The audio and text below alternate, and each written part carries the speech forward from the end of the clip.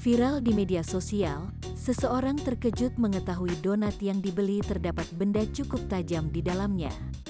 Pecahan kaca tersebut terlihat jelas dalam videonya yang kini sudah viral di berbagai platform media sosial, termasuk diunggah ulang oleh akun Instagram @hariankopas. Saat hendak menggigit salah satu donat berbalut bubut coklat, pecahan kaca itu pun nyaris melukai mulut si wanita itu.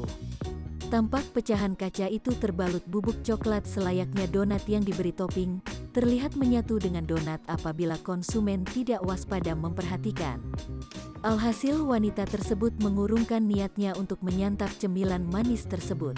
Dalam video tersebut juga, wanita itu sempat menyampaikan komplainnya kepada pihak Jeko dan wanita tersebut juga telah mendapat respons. Melalui pesan WhatsApp, pihak Jeko yang bersangkutan telah meminta maaf atas kelalaian yang terjadi akan melakukan penelusuran lebih lanjut. Namun, agaknya respon tersebut tak langsung diterima oleh warganet.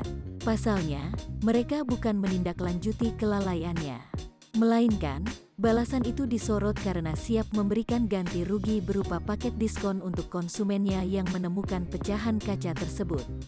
Hingga video tersebut viral, warganet terus melayangkan sindiran dan meminta para warganet lain untuk berhati-hati dalam membeli donat tersebut. Jangan lupa subscribe, share, komen, dan like ya!